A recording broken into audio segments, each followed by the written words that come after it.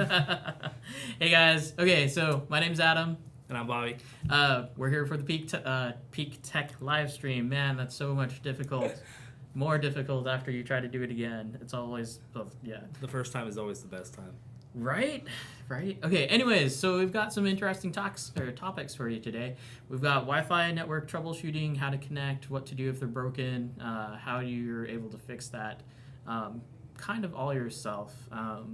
That way connections are a little bit easier.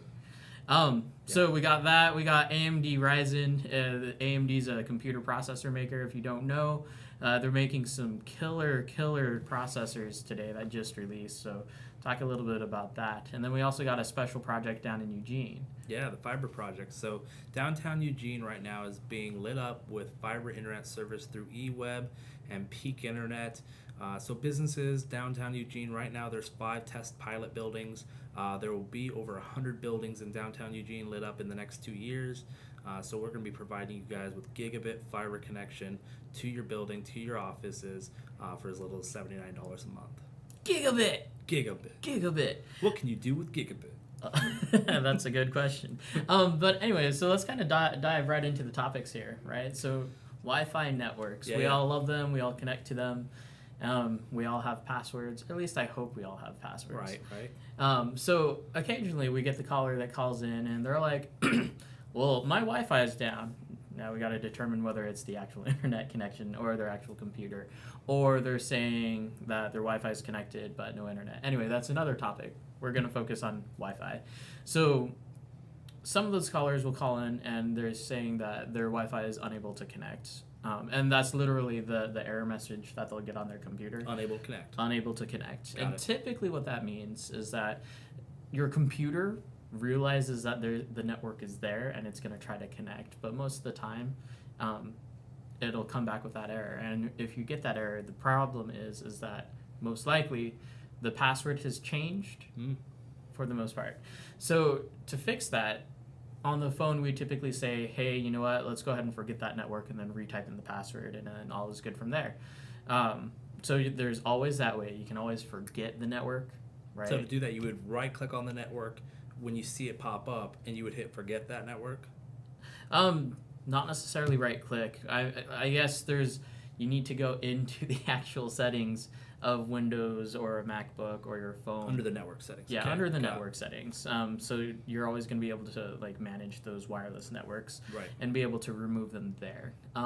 If it's on a phone, you can literally just click on it, and then I think for Android it says forget this network, and then something similar for I think you click and hold and it kind of pops up, right? Yeah, something like that. So what if you get a 169 address? Like it connects, but you just have that little orange icon saying like no internet connectivity. That would typically mean that the router is not doing its job. Okay. So because it's connecting over the wireless network, but there's still the router part that's should be technically hosting your DHCP server. So like that 192.168.1.1 is your router, and then like .4.5.100 whatever. Sure, all the way up to 255. Yeah, I mean, I guess there's multiple scenarios, like if it was an access point in bridge mode or whatever, because that wouldn't be handling your DHCP server, your router would be. Yep. So if there is a break, so for example, if you have a wireless extender, you're connecting to the extender,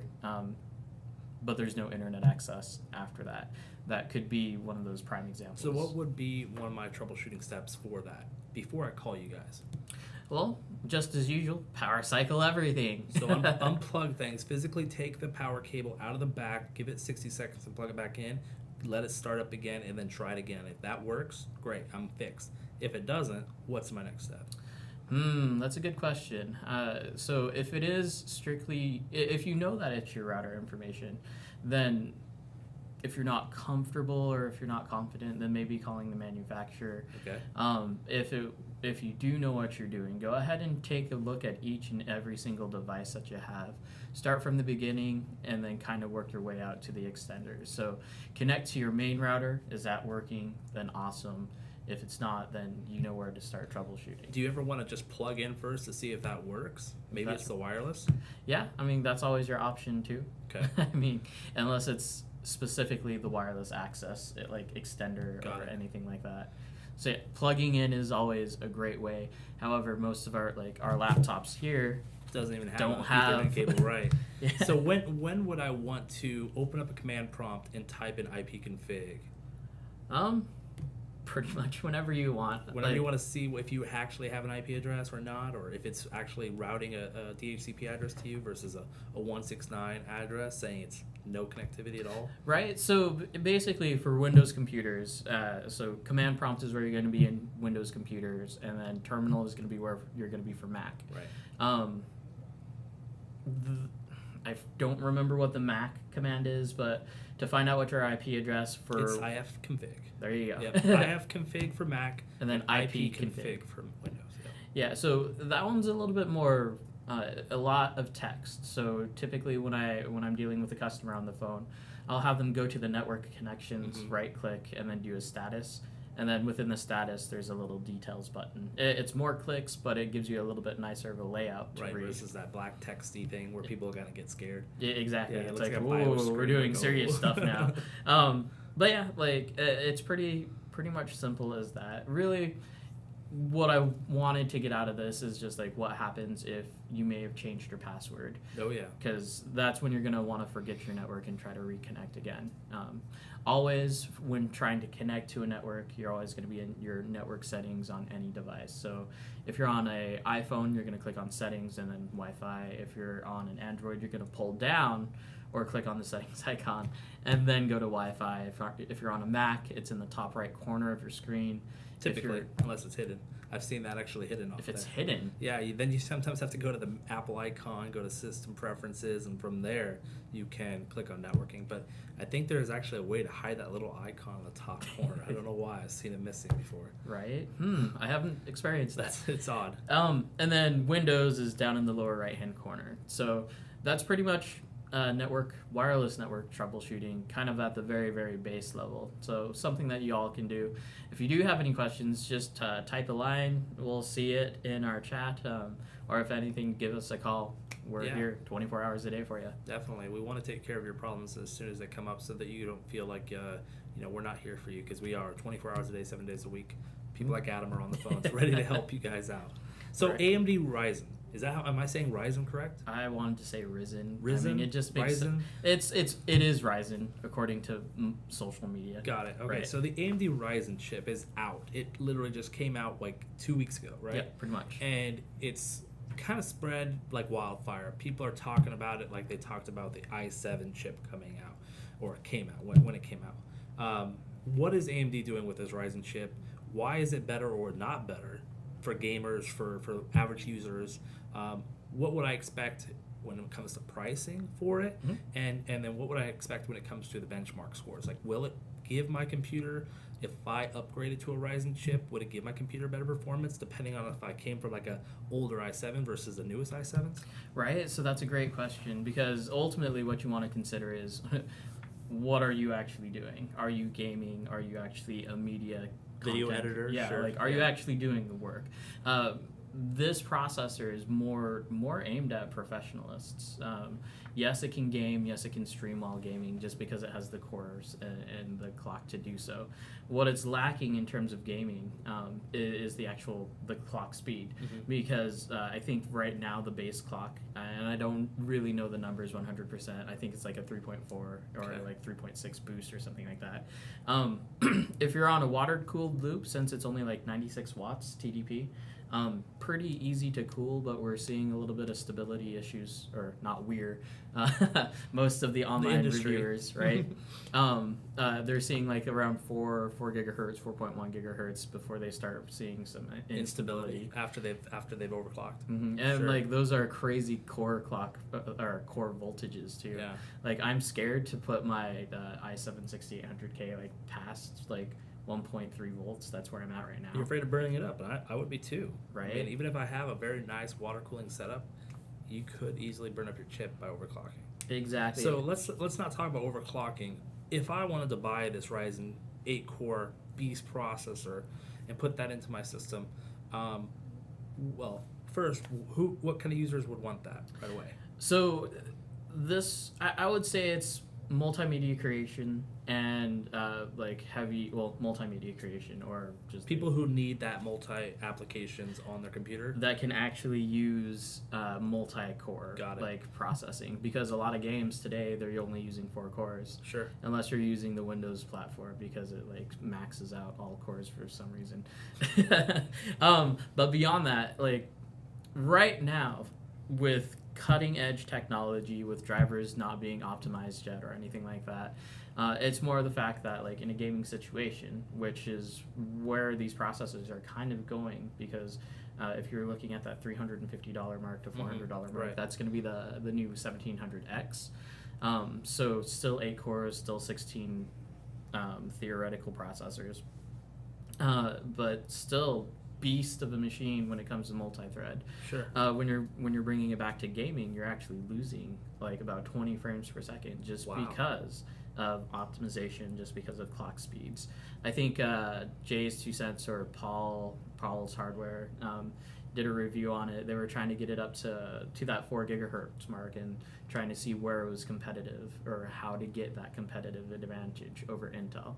They're still awesome processors. It's just when you're thinking about gaming, it has some optimization to go, and I'm pretty sure that it's gonna happen. So just time will tell.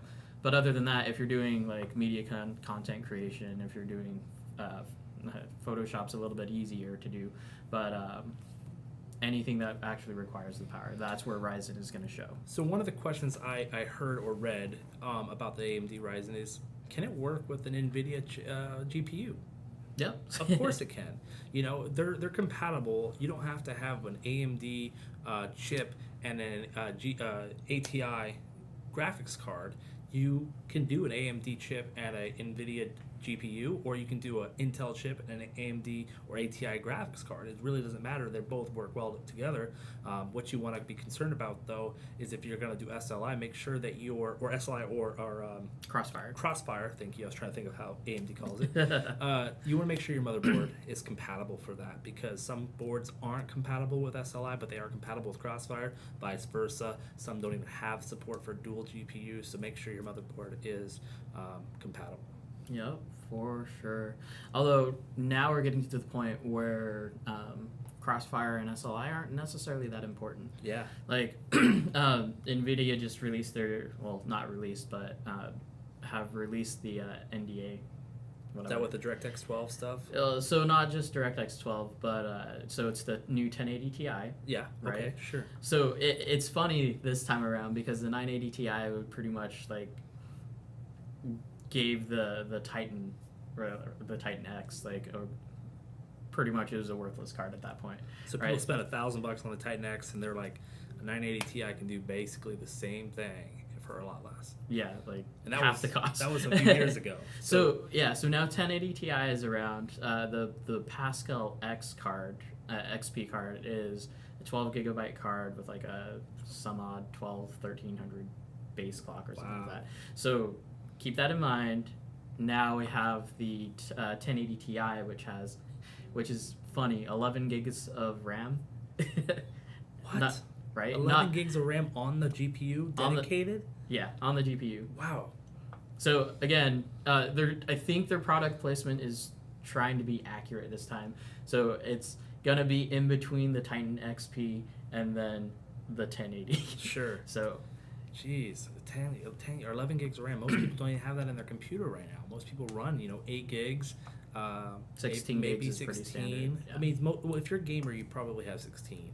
I myself have 32, and I have no use for the extra 16. But I have it because I bought the bundle. But if you have 11 gigs dedicated on your GPU and you have 16 on your computer, I mean, what would you do with that? Like, what games would you play that actually utilize 11 gigs of GPU memory? Skyrim. No. I don't know actually, because I don't play Skyrim. I just know that there are a ton of like reality mods that you can. So basically, if you buy a 1080 Ti today, you are future-proofing yourself for the next 3 to 4 years. Kind of depends on how you look at it. There are active monitor technologies that are like helping that out, but it is definitely the 4K card. Like Sure. it's not 100% like ultra levels all the time, but it is definitely there. Like, And people are getting high frames with a 4K. ish. It depends on what game you're playing. It depends on is it using Vulkan? Vulkan on Doom is awesome. Like, frame rates are great. It's on another level essentially. Sure. Game optimization comes. That's always going to be a key factor of whether it's going to run well or not. Like I keep on saying, like here in the workplace, like Forza Horizon 3 runs great on an Xbox 3. It runs great, except it runs great on a PC, except it's for some reason taking a lot of system resources in terms of CPU usage to like really get that game running. And there are other simulators out there that are great. Like GTA 5 runs so much better. It's not a simulator, but it has a lot of that CPU utilization and optimization in the right way, in the right place. And I think these game developers are figuring that out over time. How can I utilize what hardware that most people are running today and optimize my game for that hardware, basically, right? Right. I mean, that's why we get updates. That's why you see an Nvidia and an AMD update on your computer, waiting to click on that to get the latest version of the drivers, because they figured out, hey, there's a new change in our code that's going to help utilize that i7 processor further than you did before.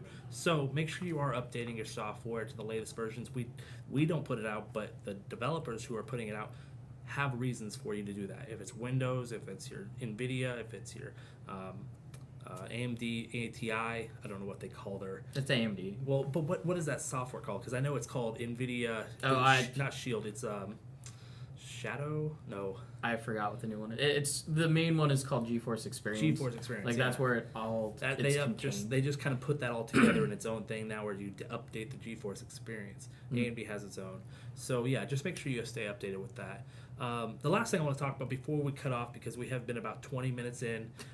We tried to get that 15-minute mark, but when Adam and I start talking, we go too far. Bye-bye. The Downtown Eugene Fiber Project. So that's something that's kicking off very soon here. There's about 5 buildings right now that are test pilots there. On March 21st, in the Minor Building in Downtown Eugene, there's going to be a fiber launch event at 5 o'clock. We're going to be there. Adam's going to be there. We're going to be doing a live stream on location that day. That's Friday, I believe, the 21st. I'm not sure if that is it a Friday or... Hold on. But it's the 21st. Anyways, Friday or the 21st of March.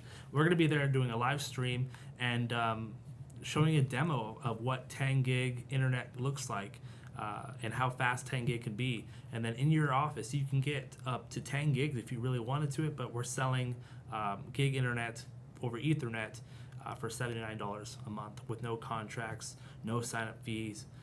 Just give us a call, let us know if you're interested, and we'll be down there on March 21st to debut that, along with a few other providers. Yep, so FYI, that it's Tuesday, March 21st. I mean, just think of how many Netflix streams you could show. Oh, gosh. I mean, 4K, too. You would have no issue with zero buffering with 1 gig internet. I mean, most people today, I think the average internet speed in Oregon is 20 megs. So 20 megs compared to a gig, that is 50. Do the math. 50 times? 50. 50 times faster? Whoa. I think. Yeah, 50. 50 times 20. Yes. Right? So things are coming. Things are great. It's about time that we start getting into the fiber game. It's already there. It's we've been in the expanding fiber now. Peak Internet's been in the fiber game for many years now. But with the way fiber's working out, it's always been for enterprise level consumers. The big businesses that wanted to spend $1,000 or more a month on fiber, it's come so far down now with fiber internet being inexpensive. We're providing it to a lot more businesses and now soon to be homes. So you're going to see more fiber internet service available in your territory, in your area, in the coming months and years. So look for that. Stay tuned. Peak Internet is one of the leading providers in the whole Willamette Valley for when it comes to fiber internet service. Yep. Anyways, I'm Bobby. I'm Adam. And we're signing off. Stay tuned for us on March 21st, live from the Minor Building at 5 o'clock. Bye, guys. Yep. Later.